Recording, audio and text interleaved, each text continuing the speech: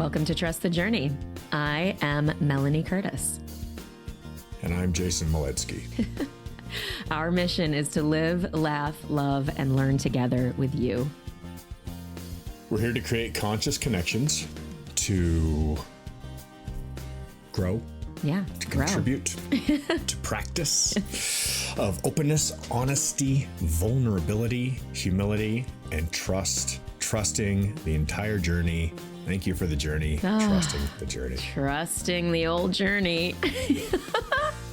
Oh, some days that strikes me as funnier than others. Team, family, if you want to find us on the internet, trustthejourney.today is our handle. It is our website. We're on Instagram there. Any way that you engage our channels, whether you like, you comment, you subscribe, you share with friends in personal messages, all of that helps get the value that we are aiming to create to the people that it's meant for. So please follow your intuition and share and engage with us, or send us questions or whatever you're called to do. If you want to connect with us more directly and get more support from us directly, you can join the Trust the Journey family. That is how people also support us financially. So it's our Patreon offering, and it really makes a huge difference to make the show possible.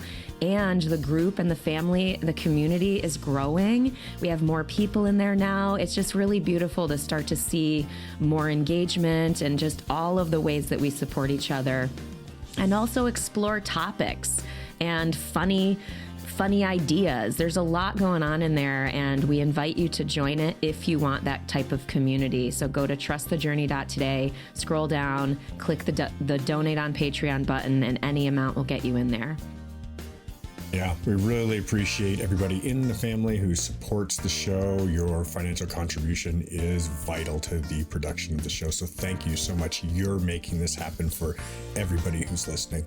We also want to thank our editor, Kimberly Joy Voice, who is absolutely fantastic. We had a great dinner together the other night and spent some time connecting. And it's just a personal appreciation for Kimberly. If you need podcast editing, you better get with her, because she's almost full of clients now because of all of you out there listeners. So thank you, Kimberly. If you want to get hold of myself, you can reach me at Jason_Moledzki on Instagram, or jasonmoledzki@gmail.com. And you can get melaniecurtis.com, gets you to everything Melanie Curtis. She's wonderful. She's got a great book out there. If you want to get Melanie to speak, give her a call. You know, she would love to speak towards your audience.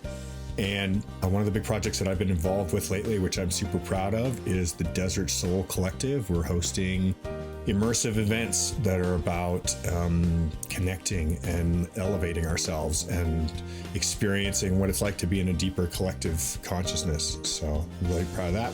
And yeah, what are we talking about today, Mel? Beautiful. I love all of those things. Yeah.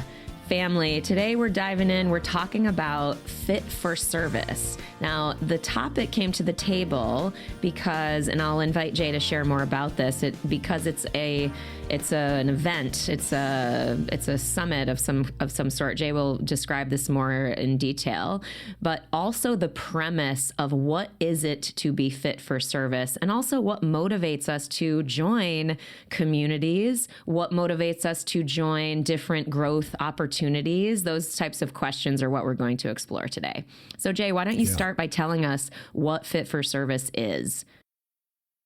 All right. So fit for service is a few things. The summit event is actually a gathering where a bunch of select people join and spend some time together in Northern Arizona. But the bigger description of what fit for service is it's a community. This is a community that's led by Aubrey Marcus, who hosts a podcast, which is an excellent podcast. If you're interested in listening, look him up. I really enjoy listening to him myself. That's what got me to the Fit for Service family. And the Fit for Service community or family is a group of people from all over the world who are feeling called to a deeper purpose. People who are saying, what I know I have something to do that is more than just go to work 9 to 5, raise a family, follow the script kind of thing, that there's more to this life. And I think that's probably the best summary of it all. It's people who know that there's something bigger than, yeah, amazing. The standard plot. Yeah, amazing. I mean, obviously that's our premise here in a lot of respects as well. I echo what Jay said. I love Aubrey's podcast. I'm a big fan, love their work, get a lot out of what they provide as well. So relative to Fit for Service in the actual event, because you go there for multiple days, right? It's sort of like a retreat that is intended for what? Personal and professional development, or just personal development, or just connection. And I don't mean to say just and diminish any of those things, meaning what is it actually for? What's the intent for the actual event itself? Yeah, that's a really good question. I was a bit unsure, to tell you the truth, when I felt myself very clearly called. I saw an advertisement for it. I heard it mentioned. I tapped it into the computer. And before I knew it, I read the description and I was filling out an application. I really just followed my gut to it. And what the best way to describe it is, it's like a summit or a mastermind where you have a number of people, and I think in this case it was around 200 people who all apply to be part of the event and have to, it's a pretty thorough and rigorous application with a lot of questions on it. And they select the community they want to assemble based on kind of, those application forms. And everybody gets together in Northern Arizona in Sedona for 5 days.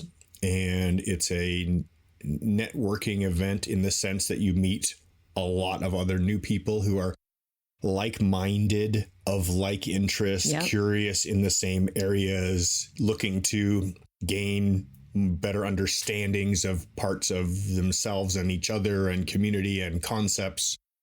So that it is a summit. It is a mastermind in the sense that it is 5 days of intensive coaching. Where you have well-known speakers guiding different workshops from first thing in the morning to end of day, every day for 5 days in a row.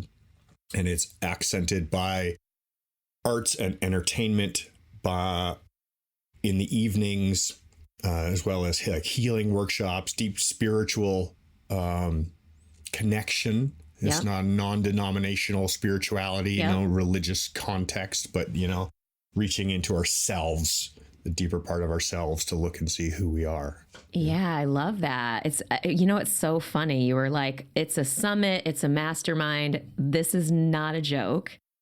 I literally just this week or a week and a half ago or something like that, maybe a week, made the decision to do the Samitha mastermind next year. And I say it because that is a new mastermind that one of my colleagues and friends and just one of the people in my network that I've known for a long time, her name is Joya.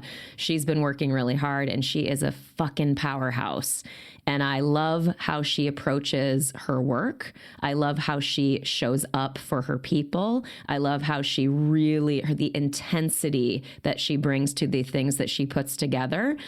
And what excites me about that, Samitha means summit in her culture. So she's an Indian woman. She's an American, but she's an Indian woman and it's a very diverse group of women that are playing big. Like one of the main ideas going into this group is looking at how we can 10x our impact. And I'm like, fuck yeah, I'm ready. It is the right time in my career and in my personal development, in my spiritual healing, in my desire to be a voice in the world, what I'm going to write next, the next book that I'm going to write about my healing journey and the depth that that's going to go and how much service I think that's going to provide. So it's very exciting. Can I give you a little fuck yeah in there? Yeah, I want to give you a fuck yeah. Yes, it's a double fuck yeah. That excites me. Yeah. And it's no joke because it's a 5-figure investment. It is a legitimate investment in myself, in my business. And it is, I mean, I don't throw that kind of money around lightly. I make decisions about how I'm going to spend my money, resources thoughtfully, but also how I'm going to spend my time and energetic resources, which are even more valuable. And so it's a year-long commitment, and I'm thrilled because, like you said, the intuitive call to it became clear when I made sure to thoughtfully consider what I might do and what I want to put into the world in the next coming months and year.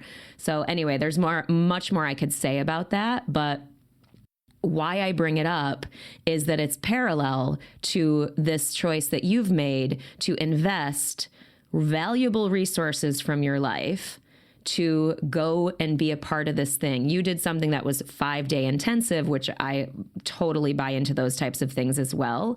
I, in particular, needed something more with a longer term structure to help me sort of redesign and refocus in certain ways. But I digress. Please go ahead. So I failed to mention is this whole program had an 8-week lead up, and I think it's a 10-week lead out. Cool. And there has been multiple online and coaching calls, classes, community gatherings of all kinds happening multiple times a week in the 8 weeks leading up and in the weeks following.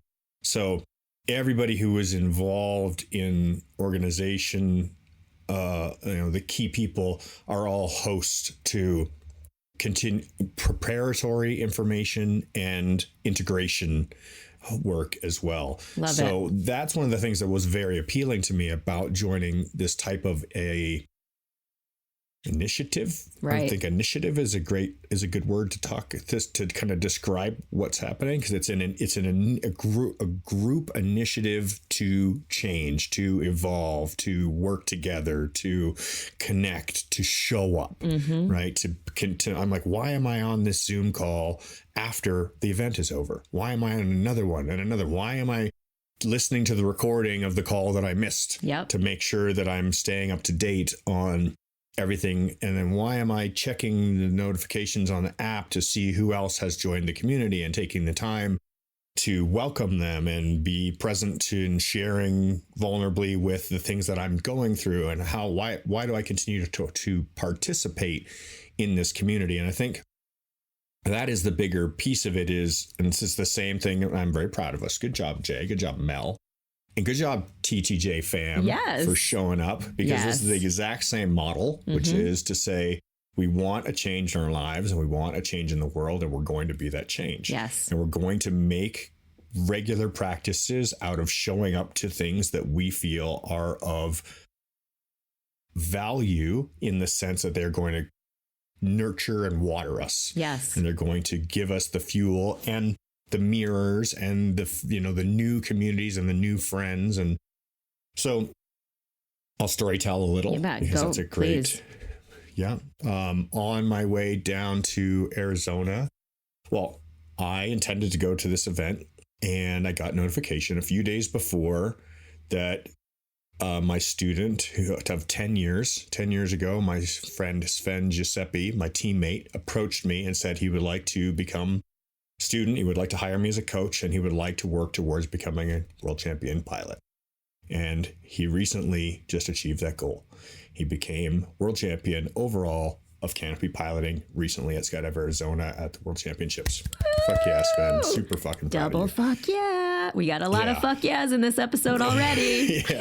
Yeah. So I was heading to Sedona for the Fit for Service event, and I got notification that Sven had won, and I immediately changed my schedule to be present in Arizona for his award ceremony, to see him receive his championship award, and to be there with the Canadian team, and to be there with his family and be part of that celebration together, because that family connection, and I'll digress to this because it's worthy, is my experience as a pro athlete.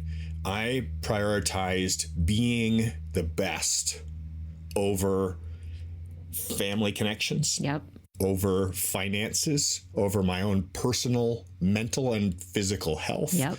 I prioritized winning and just winning and beating everybody else, like being the best at what I did over anything else in my life. And that is what was necessary for me to do that. What I felt was necessary for me to do that. And I've even told people that that's what they need to do if they want to win. And that's bullshit. It's wrong. Right? So Sven, when I stepped off the podium, when I stepped off my first world championship podium, I felt a sense of hollow, alone, wasted, directionless, meaninglessness, just this horrible feeling. I had no idea why I felt so terrible.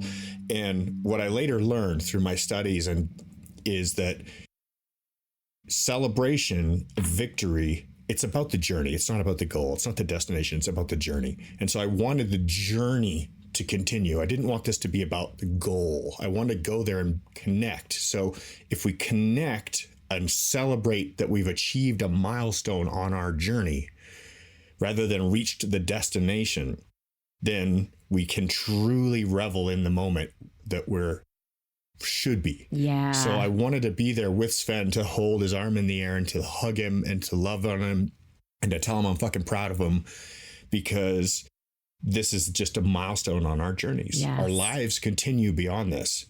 And so this wonderful experience, full circle. I've just told the Canadian team that I'm retiring, that I'm not going to be the coach next year, and that somebody else is going to have to take over leadership for the team. I'm proud of you.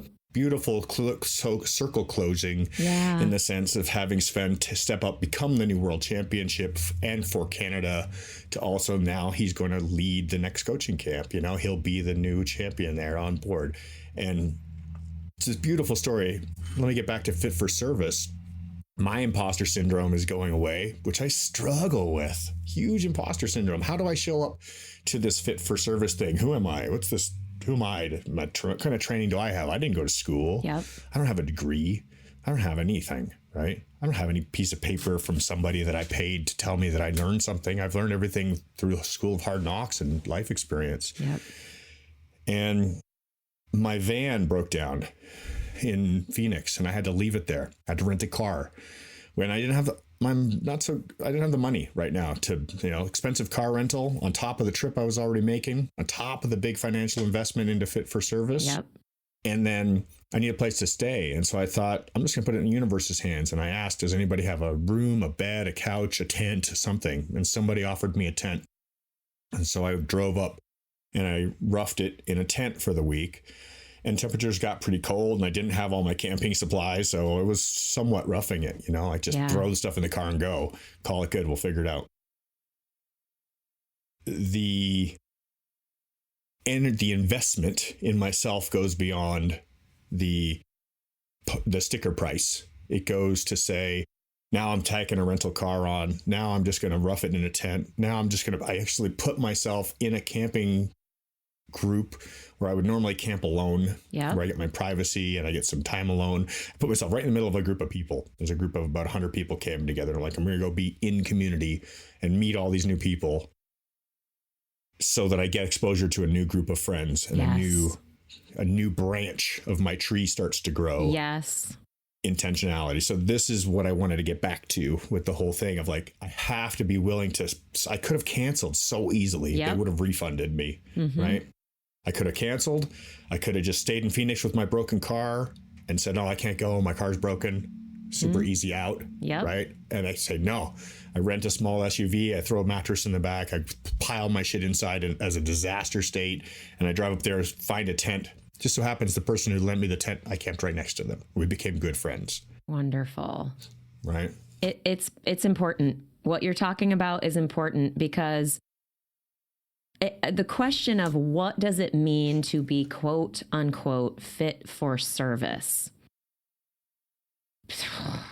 That could go so many different ways with that question. What you just spoke to is so important because I can see this so many times on my path where it might seem no worries to me now to show up in a group of people that I don't know alone, which, by the way, I have done countless times in my life, growing my relationships, growing my network, learning to dance. There's so many different things that I'm like, I'm going to go do this because I want to, I am called to, whatever. I want to grow. I've made a commitment. It's in being in integrity with my word. There's lots of different reasons why I have relentlessly followed through and moved through that social anxiety. And it's delivered immense results in terms of actually building a network, because you actually are making connections with people that are real. People, I think, really do recognize that it's brave to show up anywhere alone. And there's something to that.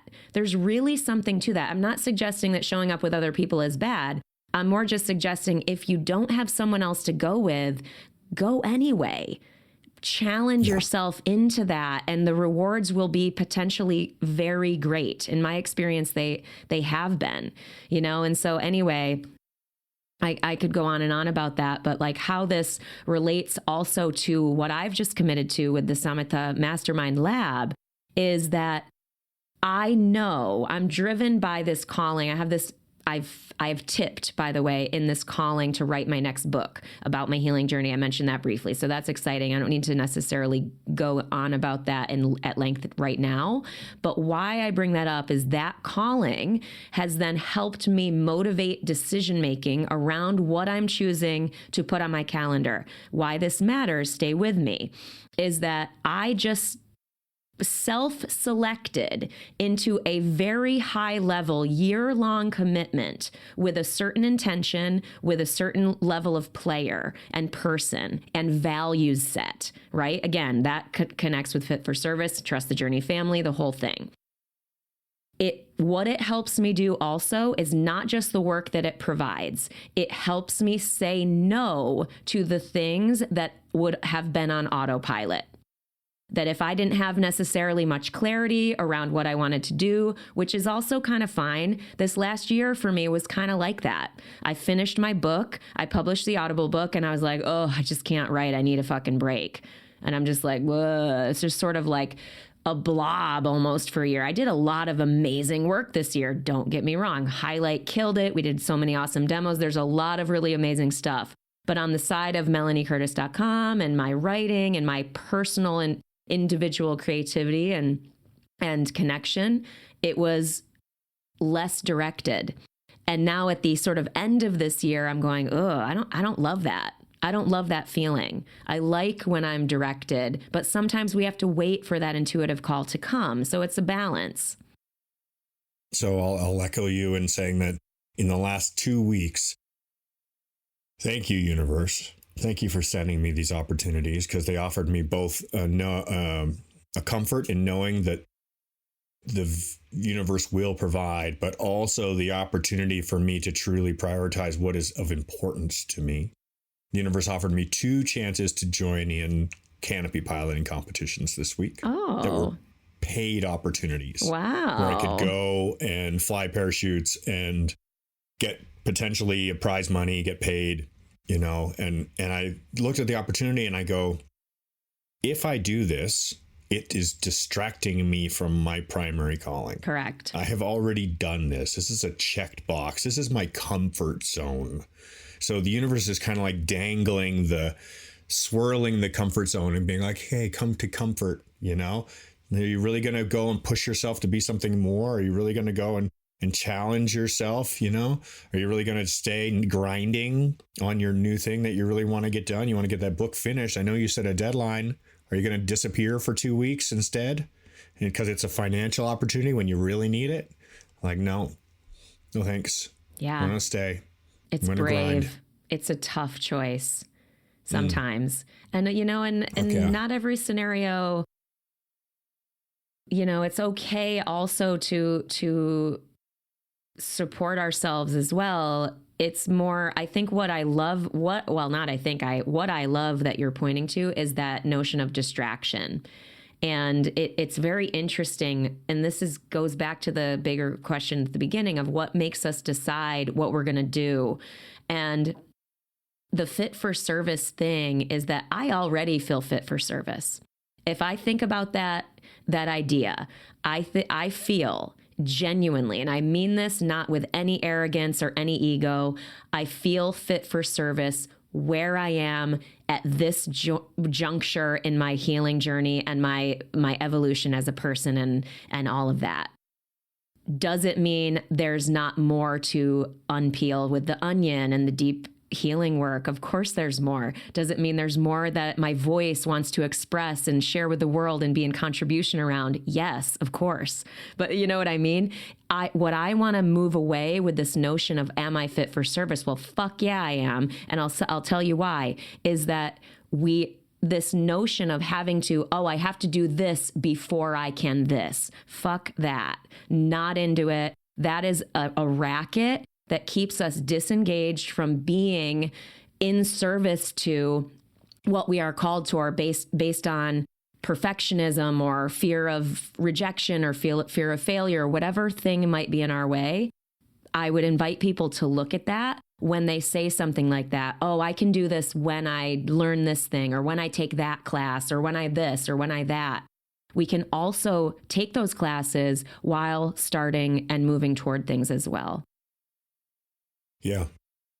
I can't echo enough that I was struggling with my own sense of validity, my own inner confidence, it's not an arrogance and ego. It's the same thing you're talking about. Like I was working on my book and I'm going, who am I to say something here? Who am I to have an opinion? Who am I to think that what I have to say, is really going to be, somebody's going to get some value from it?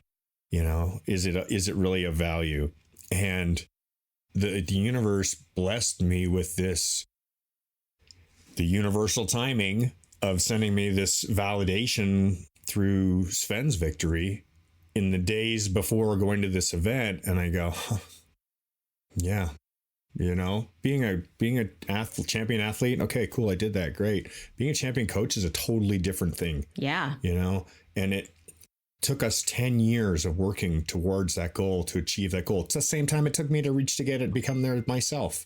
So that affirmation, it's so validating in the sense that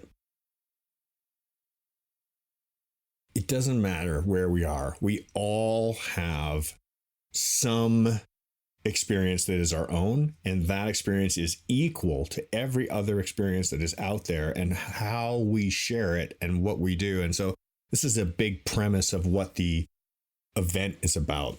One of the core concepts that is continually expressed is, you are the medicine. We are the medicine. I am the medicine. This is not about me facilitating your growth by giving you a Western medicine, like, hey, take these pills and you'll feel better. Or, hey, Eastern medicine, read this philosophy and you'll feel better. Or Amazonian medicine to say, drink this potion and you'll feel better. Now, there's validity in all those things. All those things have value, right? Every medicine is medicine. Mm-hmm. But the true medicine that I need is what the world needs. I am what the world needs. The world needs me. The world needs me. I say we, I say you, all the same thing. Yep. The world needs us to be the medicine that the world needs, to show up to what the world needs, and to be a confident, fearless, even if we were David and Goliath and we don't feel that we have what it takes, that we're just doing it anyways. Yes. Right. And that we are truly the medicine, and we're each in our own process. We're each in our own story. Our universe, our song, our share, our story is unfolding every moment of our journey. And in this journey, I am my own medicine. There's no other medicine for me except for my own. There's only one person who shows up to me to make sure that I do the things that I need to do and push myself into new communities and practice the things that are going to spiritually ground me and practice the nourishing myself through practices and choices that are making sure that I take care of this vessel that I'm in, you know. I am the medicine. We are the medicine. Yeah. Yeah. Oh, I feel that. I really feel that. And I feel like it's important for me to share my mirrored experiences with imposter syndrome, because where I feel it currently is so I mentioned again this calling to write my next book about because I started writing about the deep healing experiences with plant medicines and everything at the end of How to Fly, my last book. And there's so many more stories. And I'm not just talking about plant medicines, although that will be a large part of it because it has been a significant part of my healing journey. And it's something I care very deeply to be in service to the movement, to get psychedelic medicines to the masses so that more and more healing through them in the ways that are for the world can be available to people. I really want to and believe in being in service to that. And I think part of it, why I have so much energy around this book and how it's motivating me. And I know it will take time. I know when I'm putting out in the world, I'm going to write a book. Fuck. I already know. I've published 3. I know it's really fucking hard. And so it's not just like, oh, yay, I'm going to write a book. I know I'm basically setting myself up for a year of torture, essentially. Hopefully it divinely comes out of my fingertips. Time will tell. But why I bring this up is that where I noticed imposter syndrome and feeling like oh God, what will I do? Or people won't like me, or who am I to think I should be a part of this, is not as a writer. I feel totally at ease as a writer. I'm like, I know I'm going to work those words. I'm going to be raw and real. I know I'm going to go there. I feel very confident in that lane. Where I don't feel confident is I don't necessarily know a lot of people in the psychedelic space. Like, that's a whole new community. Other than the people that I know and have done healing work with, I haven't gone to conferences much yet or at all yet. I'm excited to do that. But that's where I feel like, oh, I want these people to like me. And then I'm like, no. That's obviously fear-based energy, and I have to work myself back from that stuff. Of course, that's not the energy, but that's where I see it, and that's how I'm seeing it manifest. A parallel story that I think is important to share, and then I'll pause, is I've experienced this too many times in that skydiving, of course, I can say it, in life coaching, wanting to be a life coach and wanting to be a person in personal development, being a new and young entrepreneur, wanting to be in entrepreneurial business-minded spaces and feeling like, oh God, who the hell am I? I'm a joke. I'm here. I'm 1 year in business or blah, blah, blah. Another place was going to the Hatch Summit in 2019, right before COVID. It's the community that is full of people doing work toward the UN Sustainable Development Goals. I am very freshly in a way to anti-racism work and feminist work and stuff like that. And so I was, interestingly, even though I was new to that work, for some reason I was like, I should be here. Even though I'm new to the work, I am not new to being in service to something, to people, to the world. I'm new to being in service to the world and people in this form, and that's okay.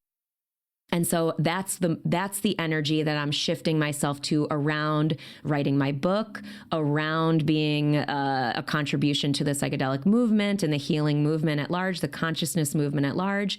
So that's how I'm working that. You know what I mean? Because it's one thing to say, oh, I feel imposter syndrome, and another thing to not say anything about how we're getting out of it. Like, how are you facing it? You know what I mean? That's how I'm facing mine.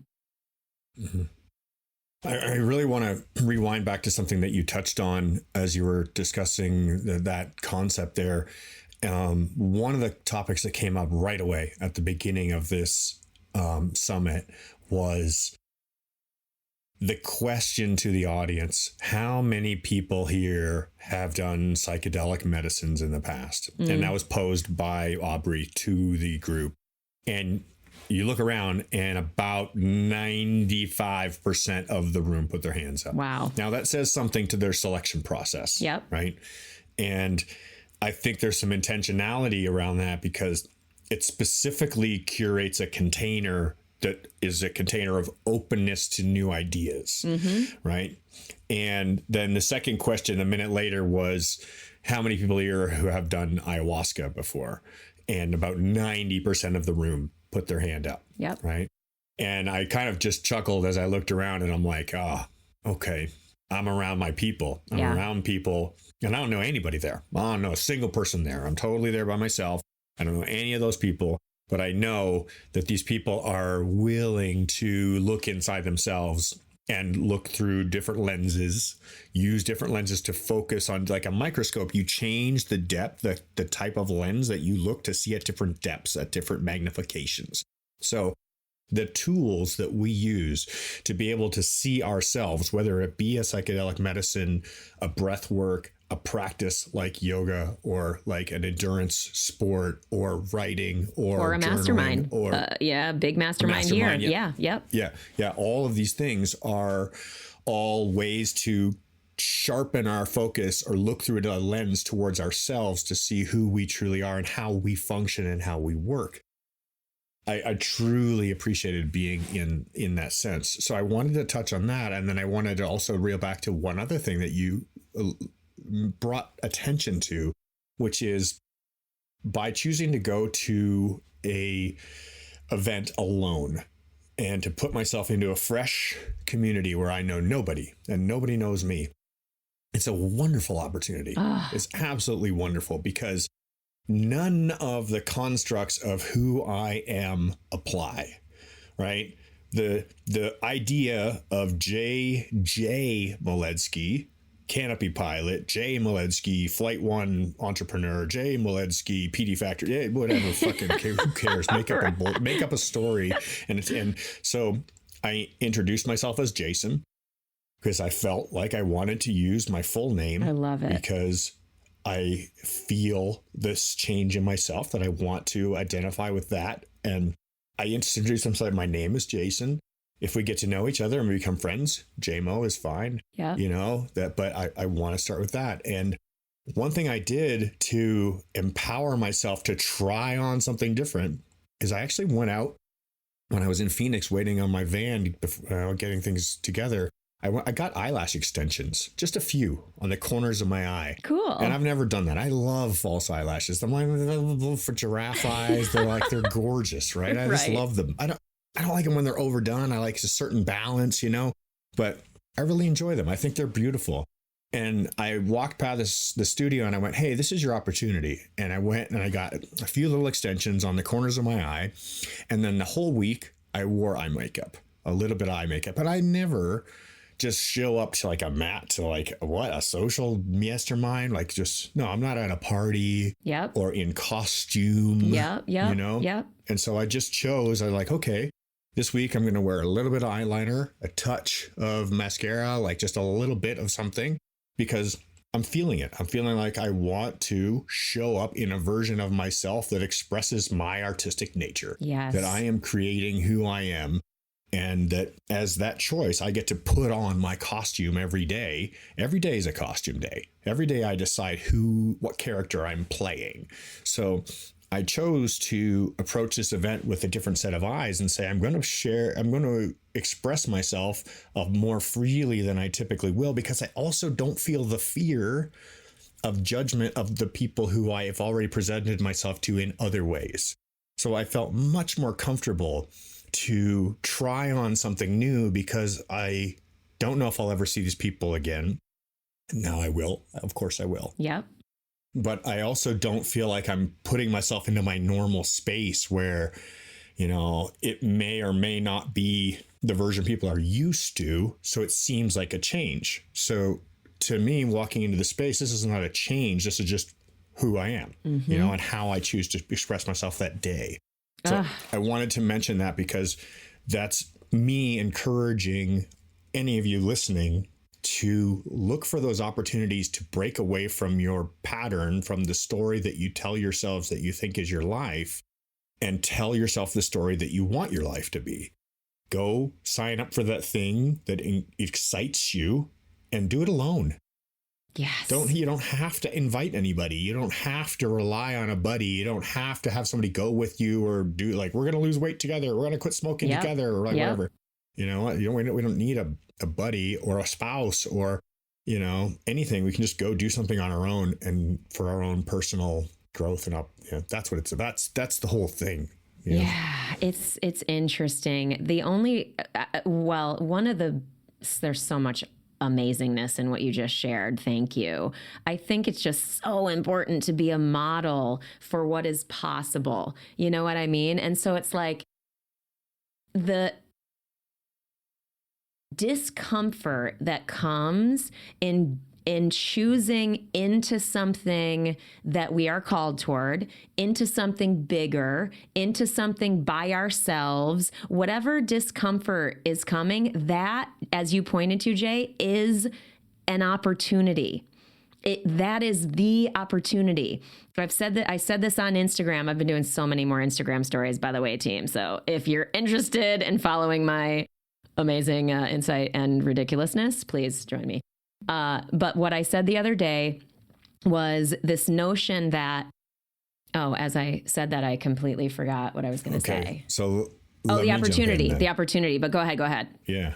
So I think this is exactly what you're into, and why I wanted to jump in here is because I heard somebody eloquently illustrate this just recently. And we're talking about the idea of comfort and living in our comfort, and comfort is actually it's the opposite of pain, right? Comfort is the opposite of pain. So comfort becomes pain. Suffering is not the opposite of pain. Suffering, where we're actually pushing ourselves and challenging ourselves, suffering causes growth, causes evolution, causes us to develop. Like that's making us adaptable. But being comfortable, this concept of like just remaining in our comfort, means that we don't change, means we don't evolve, means that we don't actually struggle. We're just comfortable. Then we actually become pain because we're in a state of comfort. Agreed. Yeah. What I was going to say is, and it dovetails nicely off of that, it's sort of the other side of that coin, is that adversity is what separates people who do big things or do the things that they want to do in their life and those people who only talk about and think about doing big things and doing the things they want to do with their life. And that is a massive road to regret. And that is like something that I care to help people see sooner. You know what I mean? Like, I really feel like it's not a guarantee. Maybe some people will find great acceptance and deep peace with their life choices and not have regrets. But I find that it's typical for, and again, this goes back to the top 5 regrets of the dying, where people on their deathbed were asked, and there are countless, I mean, not countless, but there are a lot of people that have spoken to, I wish I'd led a life true to myself. And that requires what we're talking about today. I wish I'd made more time for my friends. It speaks to relationship and connection and making the effort for that. Like, there's more on that list, but those 2 things stick out based on what we're talking about. And yeah, I can talk about it in terms of business goals, but really it's driven by my creative goals. I just know that when I am in flow, touching back to our last episode, when I am in my highest service, when I am intuitively called deeply and I am honoring that and I'm bravely moving toward it, that automatically is going to bring abundance with it. Like, I just believe that. I feel that very, very deeply. So for me, it's not about abundance, even though that's going to be a part of it. The 10X is about impact. You know what I mean? So I'm like, oh yeah, if I'm impacting by 10X, that automatically means I'm going to have more financial power as a result of that impact power. Yeah. Thank you. Yeah, thank you. Pretty fired up about it. I got a lot of high energy today. One of the last things I'll say, just to quickly end this point, is the adversity also, the challenge also is temporary, right? So say you choose to go to an event. Jay, you went 5 days. It's temporary. Then you can go back and you can recover, you can whatever. Same thing with me. It's like I go to an event, I can still come back home, I can recover, I can be introverted, I can do what I need to balance the output that discomfort requires. So this kind of leans towards the whole concept of recognizing that we can immerse ourselves into an environment, an experience, and disconnect from our typical patterns with enough of intention to truly have it swing our compass by a degree, right? So what I have found through my efforts to travel, to attend events, to put myself in uncomfortable situations that are going to instigate growth, is that my perspective, or like my moral compass, my internal guiding light, that part of me inside that knows I am or I am not making, I am or I am not aware of the decisions that I'm making, I am or I am not aware of how those decisions that I'm making are affecting me. As I become more and more aware of those things, I'm able to refine better the actions within my life that are truly creating the life that I'm living, right? So I'm going to reflect on a previous episode from just recently of Burning Man. Yeah. This is an event that I've been to 8 of them now. And not that that's a lot, it's just how many I've been to. But that has truly affected who I am as a person. Yep. I am a different person every single time, the week after. And then in the period of my life that follows that, the experience integrates. And the ethos of who I am, who is Jason Moledzki, what is his ethos, how does he speak towards how he encounters others. And that compass is ticked towards north, true north, centered towards love, because of all these things that are helping to teach me to become attuned to my own moral compass, my own personal guiding light. And I loved listening to nature documentaries. I still do. Growing up, I read every book. I was like World Wildlife Channel, Mutual of Omaha. Like I listened to everything that had to do with animals. And they're like, oh, well, the birds know which way to fly because they have the ability to relate to the magnetic field of the planet and they know where to go. Well, guess what? We're animals too. We've got the same set of senses. We have the same internal knowings, and we know when we're feeling aligned and when we're feeling misaligned. And that's something that, I want to know that. I want to know if I'm out of alignment with my greater calling, and I want to take the time to tune back in. And so, Mel, you'll be able to corroborate what I have to say here, which is I sent Mel and Kim a message and said, hey, I'm going off grid for the next 5 days. I'm going to be immersive in the event that I'm attending, and I will not be available. And I turned my phone off for those 5 days. And I did not pick it up to check messages, to check emails, to go on social. I didn't even take pictures at the event, which for me is a huge statement because I take a phenomenal amount of photographs. Because that's my memory system, is visual memory. Yeah. So I take photos to help me retain information. Yep. So that whole concept of like, I want to be present to what's going on here. I want to connect. I want to be involved, is to put the distractions down. I don't need to check in with my family. I don't need to check in with, nobody needs me to check in. I'll be back in a few days, like it's no big deal. It's so true. Oh God, there's so much here. It's such a lovely prompt. I almost really would invite people into their own contemplation around what does it mean to be fit for service? And also, what experiences do I want to have that might open my mind and heart or help me get more back to that true north? Like, here's a small example. So last weekend, I got invited to and went to this art studio tour, so this artist studio tour throughout a neighboring town. And it was basically all the local artists in this town, some are professionals, some are amateurs, whatever, had setups of their different work. And I, as an art lover, I just was happy to be a part of it and go and take in other people's work, be in community, be in supportive community, be in relationship and connecting with people, whatever, but loosely, nothing major, nothing deep or super deep and meaningful, until I saw this one painting. And it moved me deeply. Moved me really deeply. And it was basically a woman who was clearly in a very challenged emotional state, sort of with her head in her hand, and this, the incredible palette. I'll have to post it on our Instagram for people to see, but I love it so much so that I'm going to try to get it for myself, as sort of a collector piece, if I can figure out how to own it and have it in my space. Yeah, I've already written the artist, so I'm hoping that I can.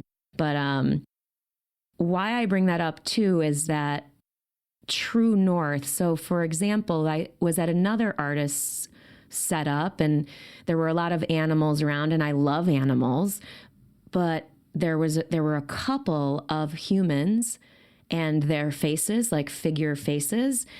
And the faces, the humans, really called to me. And that is a supreme thread and true north in my life, where human beings, connection, love have been a major, major reason why I have been successful in every lane of my life and effort.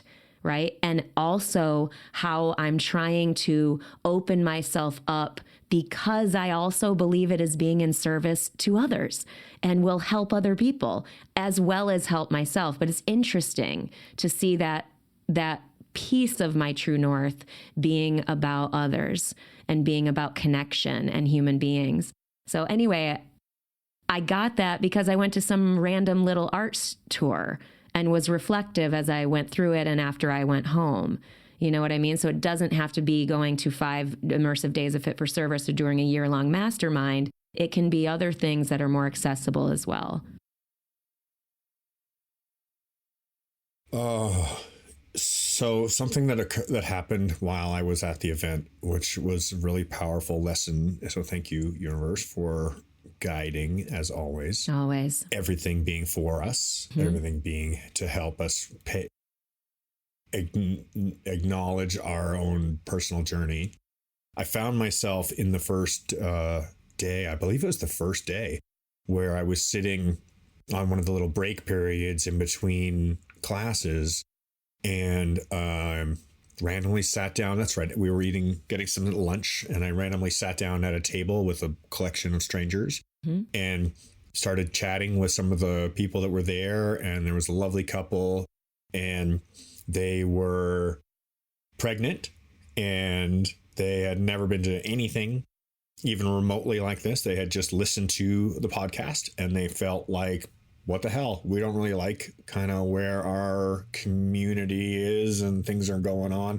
Like, they were taking a divergent path from their religious upbringings and looking for another potential community to engage, and no experience with psychedelics, no experience with other festivals or gatherings, no plant medicines, like just a podcast, standard American citizen, grows up small town, late 20s, early 30s, married, having their first kid, and saying, let's just try something, And what was wonderful about that was I felt that like, oh yeah, that's all of us at some point in time. That's all of us. At some point in time, all of us is somebody who just is within our culture, within our society, and we are happenstance to our upbringing, to wherever we are. We didn't really pick it. You know, we were just placed there. Correct. And at some point we kind of go, whoop,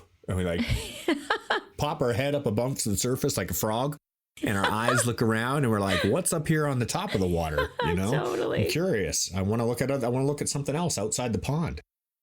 And so I met this lovely couple. And what was really interesting is, so my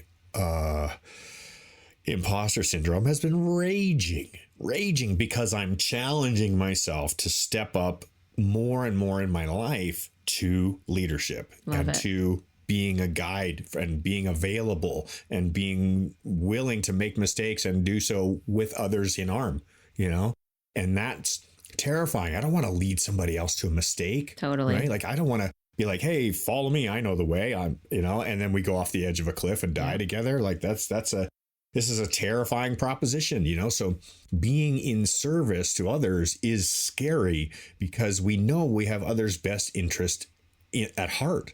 So here I have this wonderful couple, 3, because they're pregnant. They're about to have a baby. Yeah. And I find myself in a position of leadership immediately where I'm like, oh, I can easily elaborate on many of the topics that are up for discussion at this event because I'm well versed in a lot of these theories and a lot of these concepts.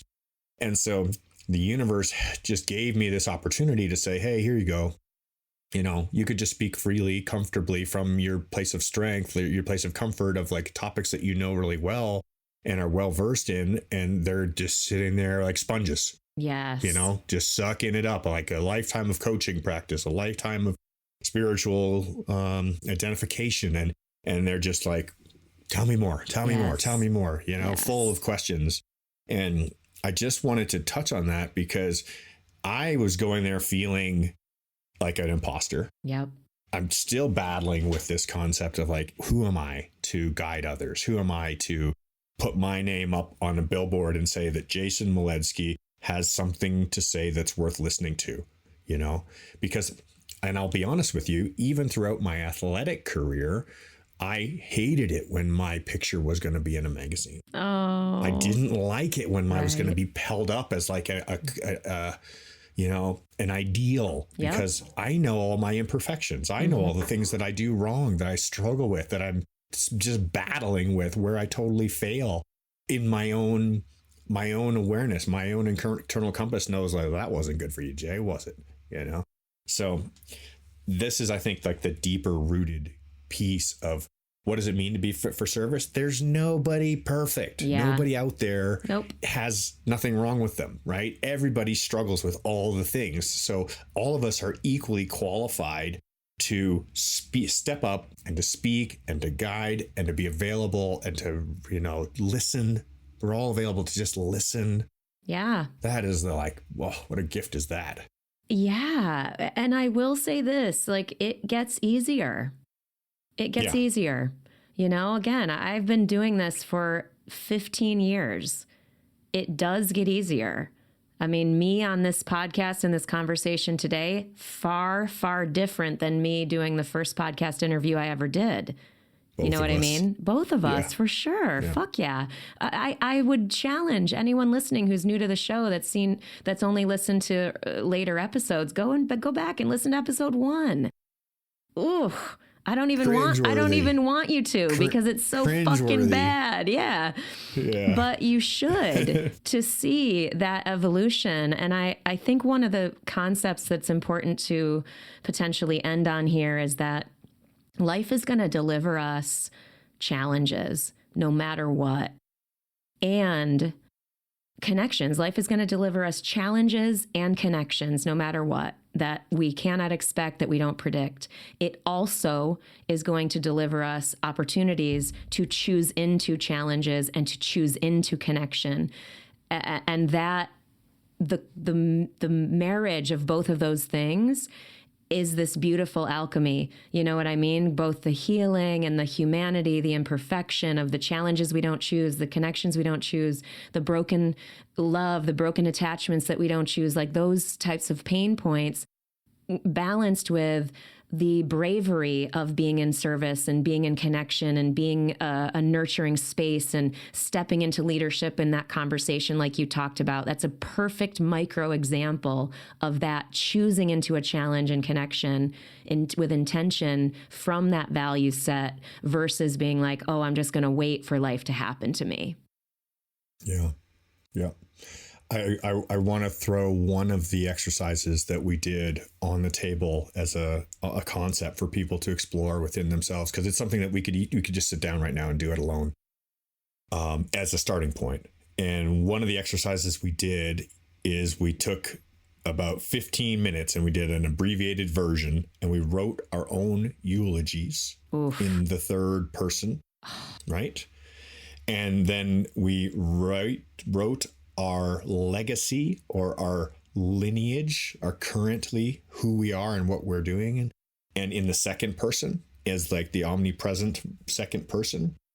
And then we wrote our manifesto in our own voice, right? And what we did once we completed these was we had others read them back to us, right? Wow. To hear our own voice and to tell who I was, what I did, and what my ethos or what my manifesto is. And after doing this exercise, one of the things that I realized is I want my eulogy and my manifesto to come into alignment. Yes. I want a clear manifesto, a clear ethos for myself to say, this is what I want my mission in life to look like. This is my value set. And then I want my eulogy to sound like my value set. And that is a reflection of recognizing that, first of all, what do I value? Second, I need to turn those into my actions. And then by living those actions and living a life that is in alignment with that ethos, then that becomes a life lived and recognized with a purpose and a value. And I hope one day that when I die and somebody tells my story in the third person, that it sounds a lot like my set of values. Yes. Yes. That is a beautiful place, I think, to end for this one. I feel like leaving people with that is perfect. Team, do it. Try it. It's a great starting point for self-reflection and this type of contemplation. It's just, yeah. Have fun with it. It's powerful. It's powerful. Yeah. God, I haven't done an exercise like that in a bit, but anytime I think of, I think it's, and that's another point. That's the last thing, is that revisiting these things makes sense because we change, we grow, we evolve. Our values may shift. Maybe our core deepest ones don't, but it's good to do these things periodically, I think. So yeah. Oh, I love it. I feel like there's just a lot of energy in me, a lot of life in me right now. And I think it's partly because I'm feeling so called. Like there's something very beautiful and powerful when we are connected to that sort of intuitive, deeper, values-driven, spiritually driven power source. So thank you for giving me space to give that voice and to put it into the world to help even more people know about it so that energy can support us as well. It's just awesome. I'm fucking so grateful. Thank you, Mel. And thank you to all of our listeners. And thank you to the Trust the Journey family. We truly appreciate you. You truly make this show happen.